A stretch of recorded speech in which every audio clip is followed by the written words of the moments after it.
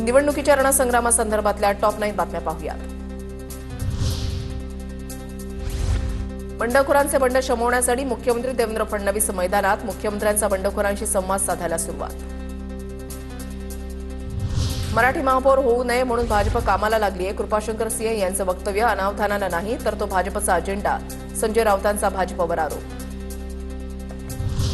राऊत स्वतः पोपटलाल हिरव्या मतांवर जिंकण्याचा प्रयत्न करतात. भाजपच्या नवनाथ बन यांची टीका. तर ठाकरेंचा मुस्लिम मतांचा अजेंडा सर्वांना माहिती. बन यांचा निशाणा. ठाकरे बंधूंनी हिंदूंमध्ये फूट पाडण्याची सुपारी घेतल्याचं दिसतंय, पण मुंबईचा महापौर मराठी आणि हिंदूच होणार. भाजप नेते आणि मंत्री नितेश राणेंचं विधान. अंधेरीमध्ये ठाकरेंच्या शिवसेनेच्या उमेदवारांना उर्दूमध्ये पत्रकं वाटल्याचा आरोप. शिंदेच्या शिवसेनेचे प्रवक्ते संजय निरुपम यांचा ठाकरेंच्या उमेदवार मेघना माने यांच्यावर आरोप. मुंबईत छाननी अंती 167 अर्ज बाद. 2516 नामनिर्देशन पत्रांची छाननी केल्यानंतर उर्वरित 2231 नामनिर्देशन पत्र वैध. उद्या सकाळी 11 ते दुपारी 3 वाजेपर्यंत अर्ज मागे घेता येणार. 2/3 बहुमतानं महायुती जिंकेल. चंद्रशेखर बावनकुळेंनी व्यक्त केला विश्वास. 51% मतं घेऊन महायुती जिंकेल असं वक्तव्य. नाशिक भाजपमधील अंतर्गत पुन्हा चव्हाट्यावर. भाजप शहराध्यक्ष सुनील केदार यांना घेराव घालत विरोधात घोषणाबाजी. निष्ठावंतांना उमेदवारी न मिळाल्यानं कार्यकर्ते पुन्हा आक्रमक. उमेदवारी अर्ज अवैध ठरल्यानंतर भाजपचे माजी नगरसेवक मुकेश शहाणेंचं नाशिकमध्ये शक्तीप्रदर्शन. प्रभाग क्रमांक 29 मधून सुधाकर बडगुजरांचे पुत्र दीपक बडगुजर यांचा अर्ज भाजपकडून ग्राह्य. शहाणे अपक्ष लढण्यावर ठाम. पुणे मनपा निवडणुकीसंदर्भातल्या टॉप 9 बातम्या पाहूयात.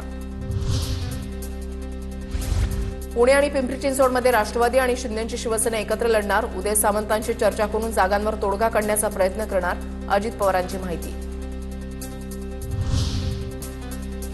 पिंपरी चिंचवडमध्ये अजित पवारांच्या राष्ट्रवादीला धक्का. भोसरी मतदारसंघातून भाजप उमेदवार रवी लांडगे हे बिनविरोध. राष्ट्रवादीच्या निलेश सूर्यवंशींचा अर्ज बाद. पुण्यामध्ये अजितदादा आमचं काय चुकलं अशा आशयाचे बॅनर झळकले. 18 वर्ष एकनिष्ठ राहून आज आमच्या पदरी निराशा. सोमेश्वरवाडी सुतारवाडी परिसरात बॅनरमधून अजित पवारांना विचारणा. भाजप शिंदेच्या शिवसेनेला मोठा धक्का. पिंपरी चिंचवडमध्ये तब्बल 5 उमेदवारांचे एबी फॉर्म बाद. प्रभाग 24 मधील भाजपच्या 3 जागांवरील आणि शिंदेच्या 2 उमेदवारांचे एबी फॉर्म बाद. अपक्ष निवडणूक लढवावी लागणार. पुण्यामध्ये 8 उमेदवारांचे अर्ज बाद. न्यायालयामध्ये याचिका दाखल करून संपूर्ण निवडणूक प्रक्रिया थांबवण्याचा इशारा. प्रभाग क्रमांक 15 मधील एससी गटातील 8 उमेदवारांचे अर्ज बाद. अजितदादांच्या राष्ट्रवादीचे उमेदवार सिद्धार्थ बनसोडेंच्या उमेदवारीला काँग्रेस उमेदवाराचा विरोध. गुन्हेगारी पार्श्वभूमी असलेल्या व्यक्तींना निवडून देऊ नका. उमेश खंदारे आक्रमक. पुण्यामध्ये शरद पवारांच्या राष्ट्रवादीच्या इच्छुक उमेदवारांना तिकीट न मिळाल्यानं आंदोलन. रामटेकडीजवळ इच्छुक उमेदवारांचं खाली डोकं वर पाय करून आंदोलन. पिंपरी चिंचवडमध्ये आलो की लक्ष्मण जगतापांची नेहमी आठवण येते आणि आज त्यांचं शक्तीस्थळ उभारण्यात आलंय. त्यांचं लोकार्पण झालं.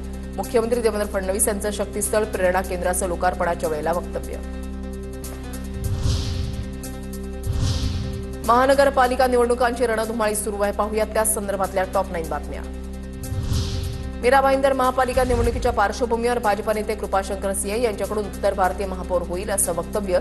सिंह यांना मनसेकडून आव्हान. इथे येऊन पोट भरणारे आणि उत्तर भारतीय महापौर होईल असं म्हणणाऱ्यांना बोलण्याचा अधिकार नाही. मीरा भाईंदरसह मुंबईमध्ये मराठीच महापौर होईल.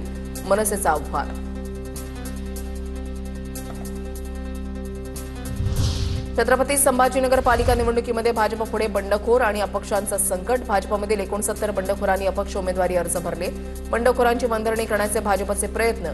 तर शिंदे सेनेतून 18, अजितदादांच्या राष्ट्रवादीमधून 13 जणांचे अर्ज. छत्रपती संभाजीनगरच्या सिटी चौकामध्ये नाराज कार्यकर्त्यांनी माजी खासदार इम्तियाज जलील यांचे पोस्टर जाळले. उमेदवारी न मिळाल्यानं नाराज एमआयएम पदाधिकारी इम्तियाज जलील यांच्या विरोधात आक्रमक. ठाणे महापालिकांच्या निवडणुकीमध्ये पक्षाविरोधात काम करणाऱ्यांवर कारवाई होणार. शिंदे गटातील माजी महापौर मीनाक्षी शिंदे यांचा शिवसैनिकांना इशारा. काँग्रेस वंचित आणि रासपच्या जागावाटपाबाबत घोळ कायम. रासपच्या 2 जागांवर काँग्रेसचा अर्ज दाखल तर एका जागेवर वंचितनं अर्ज दाखल केला.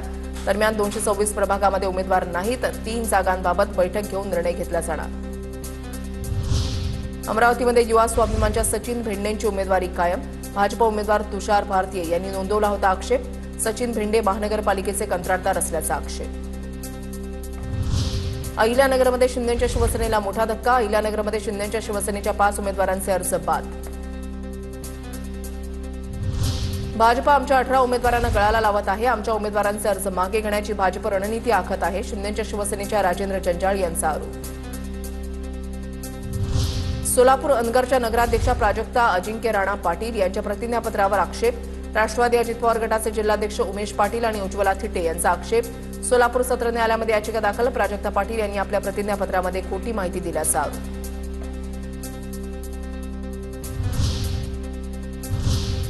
निवडणुकीचा धुरळा उडतोय. पाहुयात त्या संदर्भातल्या टॉप 9 बातम्या.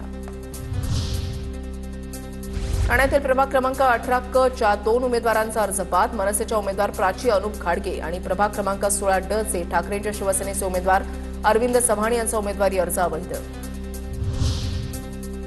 ठाण्यामध्ये निवडणुका जाहीर होताच भाजपमध्ये प्रवेश केलेल्या मयूर शिंदेंचा अजित पवारांच्या राष्ट्रवादीकडून अर्ज दाखल. अजित पवारांच्या राष्ट्रवादीमध्ये संभ्रमाचं वातावरण. स्थानिक पातळीवरून पक्ष नेतृत्वाकडे तक्रारी. 3 जानेवारीला वरळी डोम इथे संध्याकाळी 6 वाजता महायुतीची पहिली जाहीर सभा. मुख्यमंत्री देवेंद्र फडणवीस, उपमुख्यमंत्री एकनाथ शिंदे यांच्यासह प्रमुख नेते राहणार उपस्थित. सांगलीमध्ये मुख्यमंत्र्यांच्या सभेनं शनिवारी प्रचार प्रारंभ होणार. महापालिका निवडणुकीमधील महायुतीच्या प्रचाराचा शुभारंभ सांगलीमधून होणार. महापालिका प्रचार प्रभारी मकरंद देशपांडे यांची माहिती.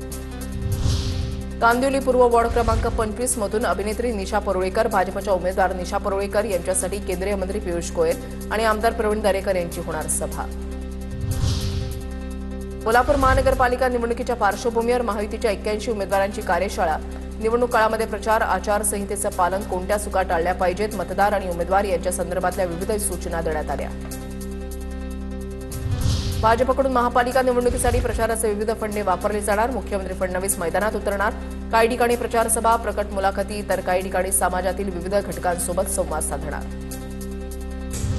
नाशिकमध्ये भाजप कार्यालयाच्या बाहेर पोलिसांचा मोठा बंदोबस्त देण्यात. तिकीट वाटपावरून होणाऱ्या राड्यावरून प्रशासनाची खबरदारी. निवडणुकीच्या काळामध्ये कायदा सुव्यवस्था राखण्याचा प्रयत्न. काँग्रेस वंचित रासप आघाडीकडून 5 तारखेला मुंबई महानगरपालिका निवडणुकीचा जाहीरनामा प्रसिद्ध केला जाणार. आघाडीमधील सर्व प्रमुख नेते जाहीरनाम्याच्या कार्यक्रमाला उपस्थित राहणार. हर्षवर्धन सपकाळ, प्रकाश आंबेडकर, वर्षा गायकवाड, महादेव जानकर राहणार उपस्थित.